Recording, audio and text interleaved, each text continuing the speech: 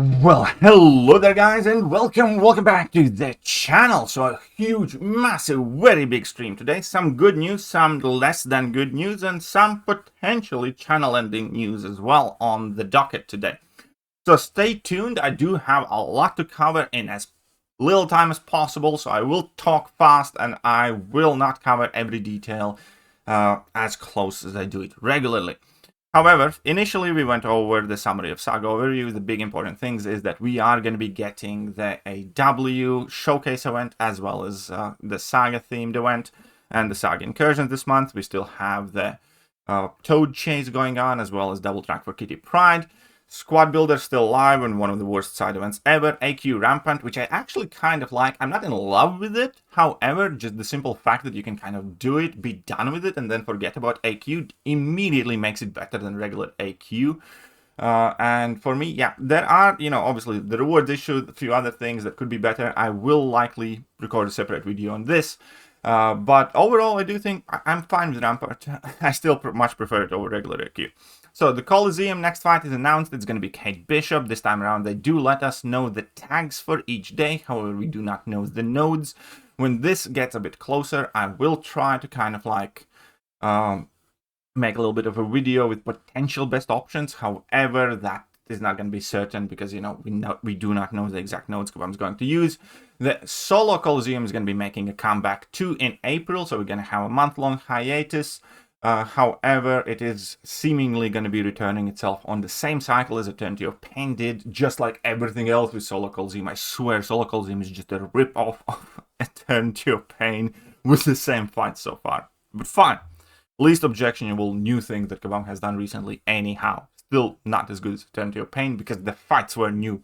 Anyways, Alliance War Encounter Showcase coming this month on March the 5th. They do have improved the rewards for that.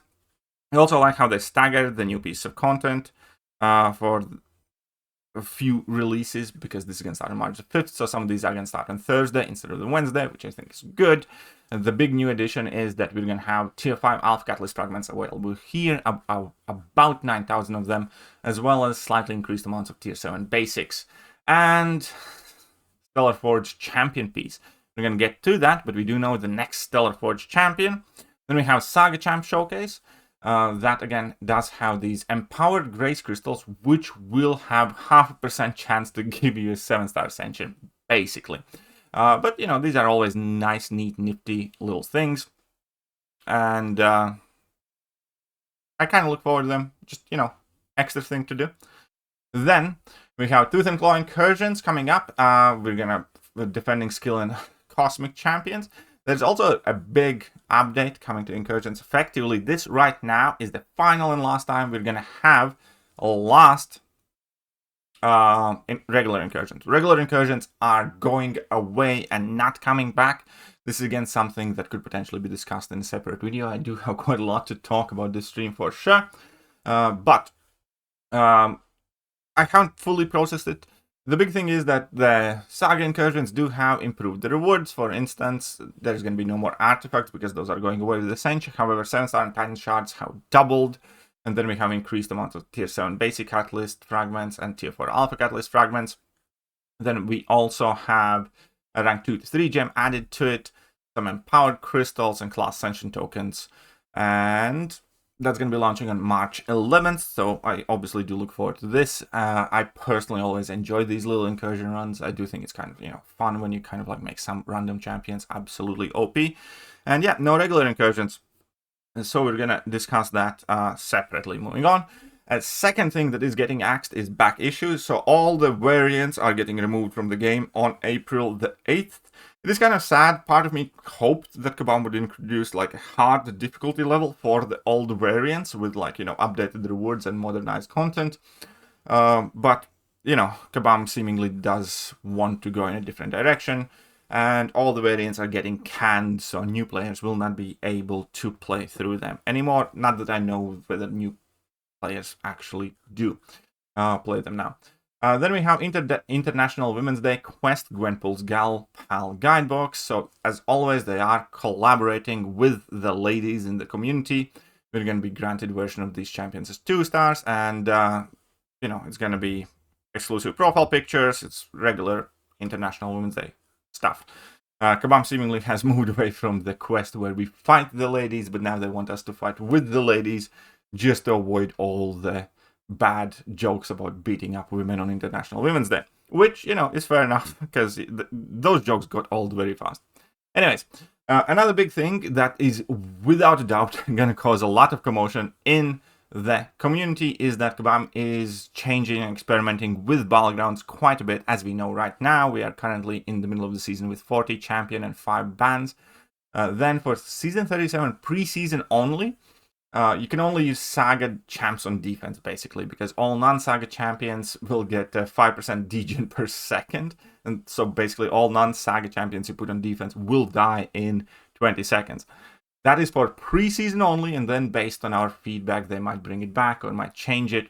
Additionally, for season 38, there's going to be experimental scoring format that's going to be all about nuking, where they do not award any points for health remaining, which again, I know for a fact people will swear and cuss and stress and freak out.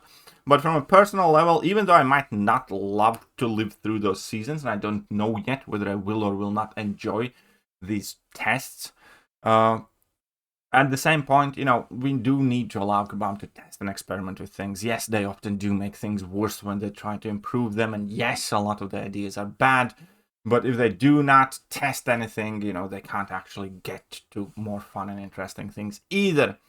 So there we go. On a personal level, so far, for now, I'm not going to freak out about it, but I will give my feedback, I will react to it as we actually enter these seasons. So, Ascension is getting introduced. So Glory, BG tokens, artifacts are going to be done away for a while, for a few months in the future. They will coexist with the current stores, and we will be able to trade them in manually. And then all the old stores for Glory, Battlegrounds, and artifacts, incursions will go away, and we're only going to be using Ascension. Alongside that, we're going to have a Mysterium Store update, and Mysterium Store update is actually going to be a downgrade. Kabam purposely is going to tank the value of Mysterium currency and effectively offer only low rarity items there, like, you know, tier 4 basic catalysts and tier 2 alphas and stuff like that. And that's kind of going to be the purpose of that store in the future. Again, initially, both versions of these stores will coexist, so you do not need to rush to get rid of all of your Mysterium and so on. But eventually, Mysterium Store is effectively only going to be for ranking up random 3 stars and 5 stars and the Saga Chase items, rather than, you know, getting 7-star 6 stones or some other stuff there. Right, moving on, we have Radiance update, and this is kind of cool. So tier 7 basic catalyst cost is dropping by 20%, down to 80k from 100. 7-star signature stone cost is also dropping 3200 from 4k. Tier 6 CCs are cheaper. Tier 5 Alpha Catalyst fragments will be available in the Radiant Store. Only 6,300 fragments per cycle though, so that's not a huge amount. 7-star Relic Innate Stones are also going to be available there, as well as Tier 2 Celestial Alloy fragments. And Magik's coming to it, which is going to be a separate discussion. But hey, Radiance is getting more valuable. That's kind of nice. Then we have Thor Ragnarok. Again, buff, we don't get the details of the tune-up, but they do talk about the way we're going to acquire it, and this is also likely going to be related to the thing that kind of drives me away potentially from content creation here. Completely overhauled new schedule and updated the rewards. New chase items going to be observance, which we're going to trade in as tokens for Thor Ragnarok. We're going to be earning them through drop milestones on Twitch each month. Ascension available after the initial claim. Final tuning is getting done now, but effectively for now, this entire month, all the Twitch drops are available to all the streamers. However, that will change.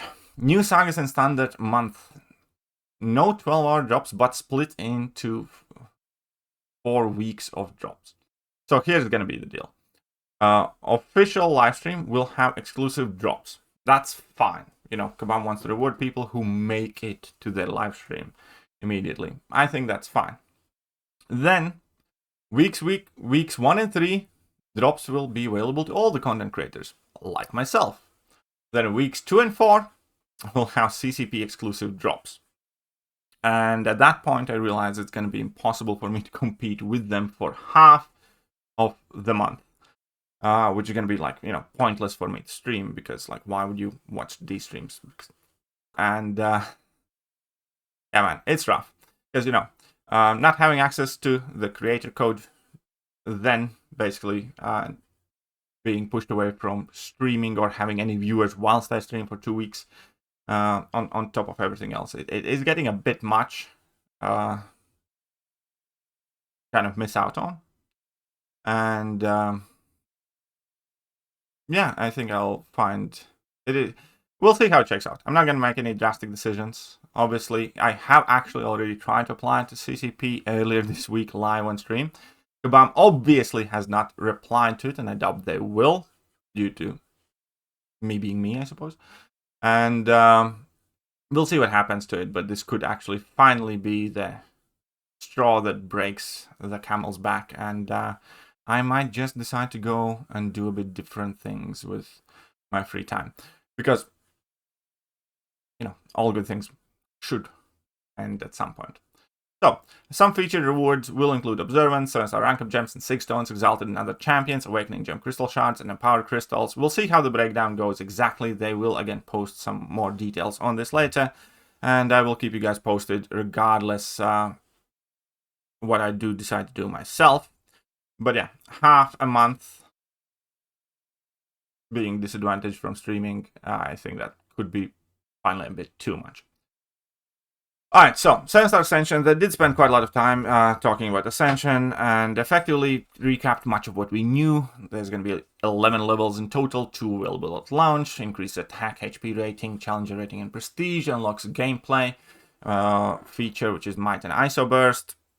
And there's the retroactive rewards that we have already started to receive. Super duper shards, we have them in the mail. The box will soon be available for us. The big point here is there is absolutely no reason to save your shards, even if you get all the champions, because if and when Kabam does change the champions in the box, they will also come with new sets of shards, so you should not worry about that at all. Basically, if you can open, just open these, and then you can, move on. So they do explain quite a bit about these cluster drops, and there is a lot of information which I will not break down fully here. But the idea is when you do pull these champions, you will need the champion-specific token, class token, and tier 2 Ascension Dusts in order to be able to ascend to the second level. Also, champions will get auto-ascended to the first level, because they also will require 2 of these items, and you will get them from pulling these champions. So level 1 is going to be auto-ascension, level 2 you will kind of have to go and do it yourself. This is how the cluster drop looks like. You get a class token, you get that Adam Warlock specific token, and it automatically ascends that champion to the first rank of Ascension as well. The second rank of Ascension does include tier 2 Primordial Dust and more of these class-specific Ascension tokens, because first level is only 1, the second level is going to be 10, so you're going to have to try and collect these. And that is something you're going to have to do manually. And there you go. So it looks basically like this. We're going to have tier 2 Primordial Dust increased storage because of this, obviously. Also, champion and class tokens will be able to be acquired from special crystals, because again, we're going to need 10 of these to ascend to level 2. Auto Ascension rank 1, so I did just cover that. Ascension base pool is not going to be like 7-star base pool, and is effectively never going to change, and they will make other champions ascendable through other means, but the base pool, is not changing for foreseeable future. That's also kind of important difference. Here you can take a quick screenshot of that. Then we're going to have the base pool updates. Yeah, so here you go. There's going to be just like new crystals and new things, but base pool is not getting really updated. Empowered crystals themselves effectively is going to be kind of like closer to new form of Valiant crystals, I suppose, where base pool essential cluster drop is going to be 0.45% chance, so less than 0.5% chance for 200 units. You're going to be able to buy these crystals, which I think are atrocious drop rates, to be honest, and I will not be caught dead spending a ton of units on these unless there's like some coexisting, event like in Banquet. But yeah, non-ascendable 7-star champion, 9% chance, and then some 7-star shards or 6-star champion, 54% chance. So you can, open crystals for 6 stars too if you want to. And then we're going to have the Greater Empowered Crystal, which is effectively going to be the new version of 7-star Ascension Crystal, right? So it's going to offer you the entire cluster drop of what you need, and guaranteed 7-star there. Brand new champions. So Ascension for new champions will be exclusive to featured hero Valiant crystals to start off and will not follow into the Titan crystals. So again, screw your Titans. It's only if you buy or spend units you will be able to ascend these new champions. Do not get me started right now. And then we have featured Valiant crystal update. They are doubling the chance of 7-star drops in these Valiant crystals, which is good for anybody that, you know, opens a lot of these. It's not me, but 1% chance to drop an ascended base pool 7-star. And 1 second, I'll reconnect and disconnect, and we're gonna carry on because my capture card seemingly is giving me problems today. Right, so we're back now, and it's not gonna happen again. But basically, Valiant crystals are getting updated and will also include the base pool Ascension as well as Ascension options for the feature champions. Obviously, there's gonna be non-standard releases of Ascension 2, like one of them I'm gonna mention later on in the video. Then economy in 2026. Basically, they're telling us 7-star champions are gonna get more common. That's about it. On average, you can expect roughly 1.5 ascendable base pool champions to be earned via standard rewards each month. Collectives are coming, because Kabam had kind of been quiet on this. If you do not know, collectives are kind of like game-wide synergies based on champions in your roster and their, you know, rank and progression level and their signature levels. So they did reveal this in Summoner Fest. I'm not going to break it down fully here, but collectives are still coming in a couple months' time, and you're going to get bonuses based on how big your account is, effectively. There's a lot of different things that they will be doing with these collectives, like slight attack increases, slight health increases, some special, you know, other abilities. So they're probably figuring it out themselves. Looking into the future, there's still 9 more levels of Ascension, but we're not going to focus on that because, you know, we're only going to be working with Ascension levels for 1 and 2 for now. So we're going to skip that, the story so far. So obviously we have CARINA and Act 9.4 launched in April. We know that. We didn't get any more real details for that. However, we do have new CARINA challenges, which I love, which is the biggest piece of content that they announced. And seemingly these are going to be some quite rough challenges. And they will award a rank 5 gem as well. There are going to be 6 challenges. You're going to be earning greater empowered crystals, their 5 volt catalysts, multiple 3 to 4 gems, as well as rank 4 to 5 gem. And it's going to be heroes and villains. It's going to be kind of good versus evil. Completing these will also let you earn first appearance maestro if you do it until 13th of May. But effectively, you're going to be able to get 2 levels of maestro ascension as well, which is kind of cool. And then you're also going to be able to ascend your Star-Lord on a similar type of objective where you're going to have to defeat Abyss of Legends Quake with Stellar Forge Star-Lord to earn his level 1 Ascension materials and unlock his Awakened ability. So I kind of look forward to this one too, to be honest. Why not? Might as well try it out. Right. New difficulty level announced. I told you it's a lot of info. Elder difficulty. You're going to need 3 rank 5 7-star champions for that, as well as completion of Act 9.4. You will be able to get to this basically as free to play because of the CARINA challenges giving you 1 rank 5, Act 9 giving you 1 rank 5, the CARINA challenges having another tier 5 alpha in it. If you did the first solo Coliseum set, that had like 1.5, and then, you know, other bits and bobs will put together the final half. So you will be able to get 2-3 rank 5 7-star champions as a free-to-play player upon launch if you have done everything. Right, so there's a bit of a gameplay from the new champions. We have Pixie, which I looked neat. I wasn't super sold on her, but then again, you know, at this point my brain was already fried in Kabam's livestream. But the base idea is that she works with Neuroshock, she bypasses miss and evade against skilled champions. If her stun gets purified, then she replies it as passive, and she works with spells, activating these spells and then reactivating them and, you know, ramping up and then doing Neuroshock damage and also reasonable hit damage via her prowesses on special attacks with Power Reserve and these prowesses. So here we can see she's putting up some numbers. There's some decent red numbers. I didn't quite get a clear gist of how good or bad she's going to be. This kind of nice art. However, when she turns around, she's definitely one of those ladies that looks so much better walking away than coming towards me, because I swear, whoever designed her face and eyes was looking at a portrait of a 10-year veteran crack whore.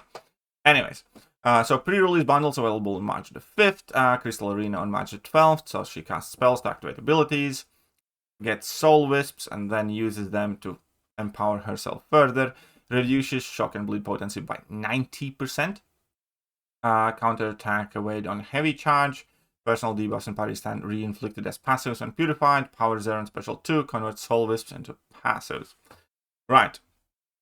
Then we have Madelyne Pryor, and she kind of looks fairly busted. There will be leader-esque mechanic with that soul pit, but if you, after you activate level 2, you kind of open this pit where you want to keep opponent up, and then you want to bait their heavy attacks and punish them. And when you do, you inflict degens on them, and then you do a ton of damage. She does have power control level 3, and she did look quite impressive, I'd say. Here we can see the fight against Hyperion, but yeah, basically the entire fight, because she also has the hinder, so it reduces the potency of buff, so we can see that Hyperion's not getting any power because of the hinder, and then we have all of these degens, and you kind of want to stay above your soul pit, and then, you know, inflict these degens, and if opponent does go red, you can drop your level 3 to power drain half of their power, and there you go. So it slows down the heavy as well, seemingly, so I have time to punish it. And it kind of works in a bit of a weird way, but hey, lots of degen. And misery. Who doesn't love misery, right? Alright, so I'm going to leave that. But, you know, she looked quite good. So start the fight with Force Field up, just like Jean Grey, by the way. Immune to Bleed and Rupture when Force Field is active. Places misery buffs on the opponent. Special 2 summons a Pit of Grasping, Clawing Arms. Inflicts hinder debuff when opponent enters the pit. When a buff with reduced potency, which hinder does, is active, he inflicts degens passive. Level 3 power steals 50% full of all full bars of power. There you go. Then various effect upgrades for hindered, so Destroyer gets a wee bit of a buff there, by the way. Quite cool picture, I did enjoy that. Here's the next big announcement. We have Mystic Blade Stellar Forged, so that's kind of cool. I, you know, look forward to potentially, if he's quite good, trying to use Blade again. Because, you know, Blade era was quite nice time in MCOC, so I'm a bit nostalgic, I guess. So he's going to be a Mystic, and he looks, so we don't have his like full kit, obviously. That's how he's going to look. That's fairly cool fan art. But yeah, we're going to start collecting Blade pieces with the next update. It's probably going to take a couple of months, like 3 months, until we do collect him. And then eventually we're going to be able to awaken him and send him in one way. But I just hope they make him better than Star-Lord. I really do. Then we do have Magik's buff. And Magik basically has Supercharged Limbo, Dracula's Degen, and no power control. That's kind of... They did talk about quite a lot of skill expression with Magik. But here we are. So, she's going to have quite a bit of buff control and Limbo. However, Limbo now will only regen 50% of the damage taken whilst you are in the Limbo, and 100% of the block damage taken. She will have access to Neutralize. I don't know why it's lagging so much, to be honest. Maybe my PC is overheating after the bomb's massive stream. Or just my phone is trying to die, I guess. But no, she will have fairly big amounts of degen, which can be helpful. Level 3 also is supercharged just like it used to be, where it nullifies all the buffs on the opponent, and then for all the nullified buffs you can inflict degens and do a ton of damage like that. So she does look quite exciting. So place Limbo buff on the opponent when crossing a bar of power, ending Limbo with less health, regens 100% of all block damage, 50% of all other damage. While in Limbo, the opponent's neutralized. She inflicts Faulted for 1.5 seconds when charging heavy during Limbo. It also applies 80% buff deacceleration, decreasing the tick rate of buffs. Activating a special during Limbo applies 400 buff acceleration. So she, you know, has a fairly interesting approach to it. We'll see how she works out. Realistically, it's not the Magik that we knew, but she could be good. She could be good. She has a lot of competition though, because the mystics are, you know, getting a lot of love recently.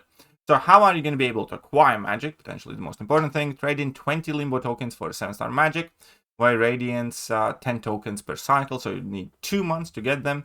Starting at 20,000 radiance. However, if you want to max them out, obviously increase the amount of cost, so it's going to be 281k per cycle to max out those 20. Other tokens available through offers, as always. First appearance available for 70 days, and launch event, there's going to be featuring 3 tokens. There's going to be some goblin event where you can earn 6-star magic, which obviously doesn't exist in the game right now. And then once we do have a 6-star magic, we can also go and defeat 6.4, the Grandmaster, and earn 3 limbo tokens with that, which would be equivalent of 60k radiance. We're obviously going to be doing that live on channel. And then when you do get magic, you also can get limbo rank up gems for these tokens, where 1 awakening gem and 199 6 stones would be 8 tokens, and then the rank up gems for 12 limbo tokens, which will ensure that we can ramp her up as well. ISO burst and might, and then, you know, how might works, it effectively builds up and you do extra damage. You kind of should know it at this point. Here's the power chart, again showcasing the idea that 7-star rank 5 will still have more attack and health than 7-star rank 4 ascended. However, challenger rating is higher on the ascended champions, which is like a massive disadvantage to champions that do not get ascended, because it does affect everything, starting from block damage to your crit rate to your crit damage and all the other stuff. So the fact that Ascension gives so much challenger rating is actually a bit of a problem in my opinion. Right, let's move on. They went through all the existing buffs that I have covered separately, and we're going to be making individual videos. Additionally, John is leaving Kabam, and he does leave us with a promo code. Promo code is We Love John, and that will award you with a 7-star sentry. And that is it. We made it to the end. I do not want to keep you guys any longer. This is already a super long video, but I did condense 2.5 hour stream in 27 minutes. So see you later. Hello there guys, and welcome back to the channel. So we have all the information about the next